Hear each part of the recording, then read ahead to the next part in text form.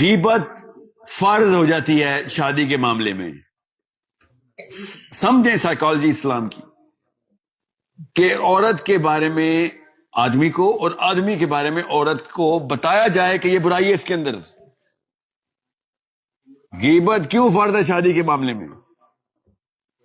تاکہ یہ دھوکہ نہ ہو سکے. اس کا مطلب یہ ہے کہ اگر آپ کچھ چھپا رہے نا لڑکے کا یا لڑکی کا, تو ایسا دغا کر دیا آپ نے جو قرآن کی ایسی ایسی آیتوں کے خلاف احکام ہیں. یاد رکھیے گا, it is you breaking those rules جو قرآن پاک کی آیتیں ہیں. اس کے بعد پھر حرام کاری آپ کے ذمے ہے. اگر آپ نے چھپایا تو جو کچھ بھی ہوگا پھر آپ کے ذمے. جس نے چھپایا گواہی چھپا دی اس کے ذمے ہے یہ. اپنا بیٹا تو پیارا ہوتا ہے.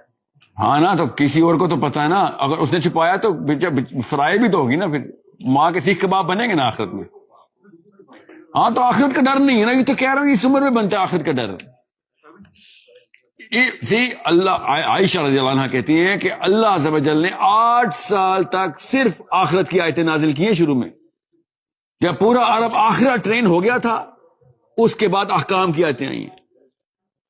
اس ایج میں 8 سال شروع کے نہیں, ان دا 8th 9th ایئر آخرت ٹریننگ شروع کریں.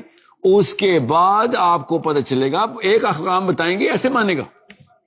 اللہ نے ہم سب کو ٹریننگ میں بتایا کہ قرآن نازل کرتے ہوا کہ انسان کو دیکھنا کیسے. ہم نے اگر آخرت نہیں ہے تو پھر کسی ثواب کی سینس ہی کیا ہے؟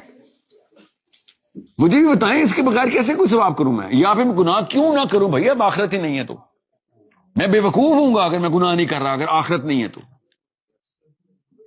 میں نااہل بھی ہوں گا اگر میں گناہ نہیں کر رہا, چوری نہیں کر رہا, زنا نہیں کر رہا, ڈاکے نہیں مار رہا. میں کیوں نہ لوٹوں سارا کچھ اگر آخرت نہیں ہے تو. یہ صرف آخرت ہے جو ہمیں روکتی ہے, وہ ہم دکھاتے نہیں ہیں بچے کو. We need to put a 4K picture of Jahannam and Jannah in our kids' minds in the most beautiful storytelling way. That's how you're going to actually raise moments. Otherwise, they are going to be mujrims. That's the first thing a Muslim keeps forgetting. آخرت کو, you know what, it's alright. اور اب تو وہ justification ہے, تو ہاں بعد میں توبہ کر لوں گا. یہ جسٹیفیکیشن نمبر 2 پہ آتی ہے. اس کو توڑیں, پھر بعد میں توبہ کر لوں گا. پری کنسیوڈ, کیا کہتے ہیں, سیلف اپرووڈ توبہ پہلے سے دل میں رکھی ہوئی ہے. جیسے میں توبہ قبول کرنے والا ہوں, میں بعد میں توبہ کر لوں گا. یہ 12ویں اور 17ویں سال کے بیچ میں یہ فلسفہ بنتا ہے. پکڑ لیں اسی وقت کہ تو اگر پہلے سے سوچ رہا توبہ کرے گا تو توبہ ہو ہی نہیں سکتی.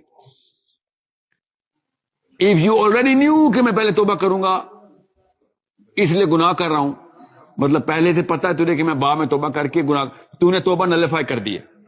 بیسک میتھ ہے,